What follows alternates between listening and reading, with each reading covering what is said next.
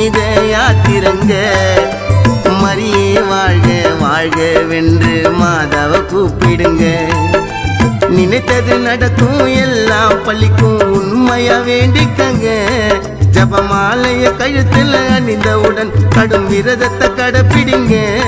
நீ கேட்ட வரத்தெல்லாம் அள்ளி தருபவள் வேலை நகர் வாழும் தாயவள். அகிலமை போட்டும் வல்லமை நிறைந்த வேளாங்கண்ணி அம்மா. உன் அற்புதம் அனைத்தும் ஒவ்வொன்றாக பாட்டில சொல்லட்டுமா?